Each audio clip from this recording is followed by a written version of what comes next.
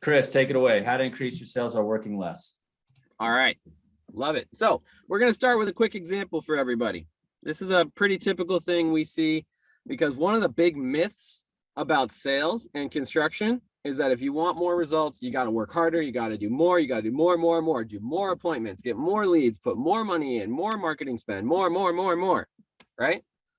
You know, I can't see you guys on video right now, but like raise your hand if you've heard that before, right? I got to do more, got to get as many appointments done as possible. So let's talk about that. What does that really look like?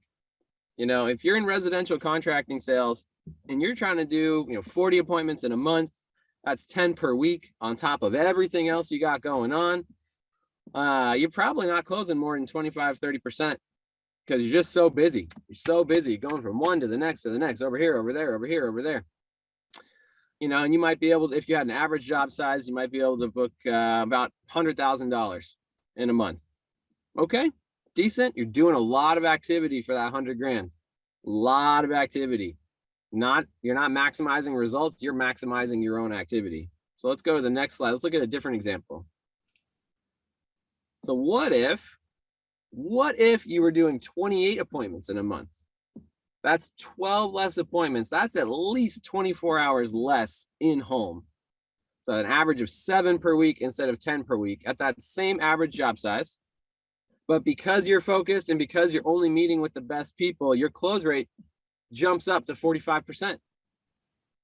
On that same average job size, you'd book 126 grand. So that's a 26% increase in revenue and results for 30% less work. Dude, that's some powerful stuff. Because like, if I go back a slide, this to me seems like I'm rushing and I'm eating McDonald's to stay fueled. I'm bad habits. I'm coming home stressed out. My 7, family 8 life's PM. suffering. When your family is suffering, your energy suffers with the next appointment. You're rushing. You don't get, you don't spend the time with the clients you need. You're spending time with there's a lot of, multiple factors that negatively affect that sales rep, which negatively affects the company, which negatively affects the future of the entire brand. I mean, this is a big deal to look at this slide here compared to this slide. 20%, 26% increase for 30% less work. And Chris, you were doing this. I was this guy. I was absolutely this guy early in my career. I said, put my head down, said, I don't have anything going for me, but I'm just going to cling to this with everything I have. I'm going to work, and I'll book some of them. Hopefully. Right. And then now you're this guy with margin in your life to be with your family, take care of your fitness and your health. And to even now coach the industry with SDG with your time, because of that's not possible if you didn't have these types of results, right? Absolutely. And you have to be willing to change. You have to be willing to do something new. So let's go to the next slide. Let's talk about the first big change we want to see all of you make. The magic tool, the number one magic tool to make this happen, everybody, is setup calls. So let's do a quick example of what a typical setup call looks like. Ryan, you're going to be the customer. Okay, you ready? Yep. Okay, ring, ring, ring. Hello. Hey, is this Ryan Groth? Yes. Hey, Ryan, this is Chris with Chris's Roofing. I'm just calling because you want an estimate for your roof. How's Friday at 3? It's a little late. Can you do sooner?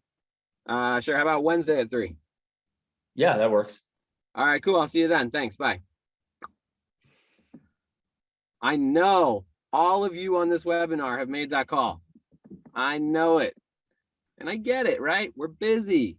You're in the middle of stuff, especially if you're a sales leader or an owner, but even the frontline sales professionals, right? Like you're going. And the number one most important part of a setup call is you schedule the appointment, right? So we scheduled an appointment, but what do we not know?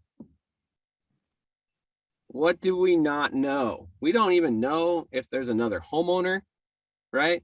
How are we going to thank you, Austin, in the chat for being real. I know everyone else could probably raise their hand too. Like you make that call and you feel good because you have an appointment set up, right?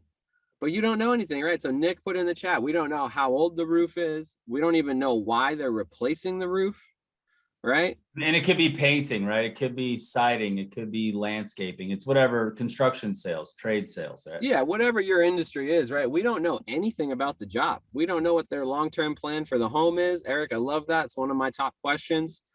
We don't know if they need financing options, if they're going to pay cash. We don't know. Yeah, we don't know anything. And the customer also doesn't know anything because they don't know how long you're going to be there. They don't know what to expect when you arrive. They don't know how you're different from other contractors, right? Exactly. They literally don't know anything. So then what happens after you do that call, right? Again, just for you guys, raise your hands metaphorically. Has this ever happened where you showed up to an appointment and you knew the customer was qualified and then, 10 minutes in, they have to leave? Mm-hmm. Or you show up to the appointment and only one homeowner's there and you can't close it because you don't know what the other homeowner wants, right? Yeah. Yeah, one-legger, Quinn, exactly. You're gonna have one-legged appointments left and right if you're making setup calls like that. You don't even know what the size of the job is. It might be too small for you to even want to do. It might be a little tiny dinky repair that's so far below your scope that you just wasted time driving an hour across town to go meet with this person whose job you don't even want. When if you had taken a little more time up front, you could have referred them, right? You could have been like, hey, that's not us, but here's someone who can help you. And now you're not driving across town at 4 o'clock in the afternoon, 3 o'clock in the afternoon, wasting time and gas. So this is one of the biggest things that we see people screw up across every industry, across almost every organization we work with. What you can do is you can start taking extra time to do a proper setup call before you show up, because that's going to save you time on the back end. You put in a little on the front and it saves you all this time on the back. That's how you go from doing 10 appointments a week to doing 7 appointments a week. And those 7, you're closing a hell of a lot more of them because you're only meeting with the right people. But Chris, what about the customer service rep at the office, or the person who takes the phone call? Shouldn't they have this conversation? We think that, right? But again, their priority is to get it scheduled, right? Their priority is, hey, we got a lead. Perfect. We're going to get them scheduled. Even if they get some of that basic information, the frontline sales professional needs to do a follow-up call. Even if you have that appointment scheduled for you by someone in the office who nominally has gotten some of this information, if that's a front desk person, that person has a lot of other responsibilities. They're not a sales professional. They're a front desk professional, right? And so what's wild is that customer can feel like, yes, this company is helping me, but it isn't really until the sales professional's on the phone talking to them where they feel like they're actually going to know exactly how they're going to be helped. And so there's something really, really powerful about the sales professional, the frontline sales professional, having the conversation, asking these questions, and being empowered organizationally to determine if they are to have that meeting with this prospective appointment or not. Mm-hmm. And part of answering questions too, right? The person might have questions they want to know. They might be testing you. They want to know what products you're using. What's your timeline? What does the process look like, right? So in our system, we have a really detailed template that can be applied across any trade to make sure that when you're showing up to appointments, 97% or more of them are pre-qualified, both homeowners, ready to rock. So you can actually close a whole bunch of them. Yeah. And the thing is, going back to not having this, it's like, oh, I got an appointment. Oh, I feel excited. Now you have time spent, investment of energy.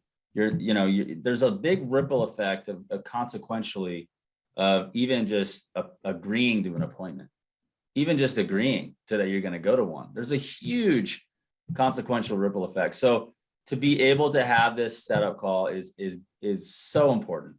So time is really the one powerful thing we can't get back, right? Time is the one thing we're never getting back. So if you're going to appointments that are wasting your time, you're never getting that back. That's a huge obstacle to you living the life you want as a truly successful, powerful sales professional. Totally. So much that happens, but this is step one. Everything on that we're talking about later, it starts with this, right? So let's talk about this real quick, Chris. I love this slide. Yeah. So I actually was an STG client back in the day. So I was working, I was doing a project with Roofing 101, big roofing solar company. And we started doing the sales transformation stuff, and we were able to apply it into the residential space. And as you can see right there, I mean, I closed, an over $100,000 residential job, residential, not commercial, residential, using some of these key tactics from STG. And then later, right? Do you want to talk about the origin story, Ryan? I think we should. I mean, and by the way, this is when my hair was long. You guys can see the old Facebook, picture I used to rock with the long hair. Oh, but the flowing locks. The flowing locks. But then, so Chris, yeah, you were like a shining star client. You were like, hey, look, I was like, this guy is doing the right thing. He's excellent. He's doing it. He's getting results. But then what happened from there was you won another sales award, naturally. Yep, won a few of those. So I was the top salesman in the company that year. They actually paid to send me and my family on a trip to Maui, where lo and behold, one Ryan Groth is based out of. And Ryan and Ryan and his wife took me and my wife out to dinner, and we got connected. It was great. Time came when I moved on from Roofing 101, and me and Ryan reconnected. And we're like, hey, what can we do to really codify all of this to turn it into a very specific residential retail focus, right? Because that's where my background is. And I love everything that STG stands for and everything that Ryan teaches. And that's when we started to really jam. Yeah. So what's cool is that, this is where it kind of came about with the emphasis. And so I believe in Chris and what we're doing here. And so super excited. This is kind of how it all got started.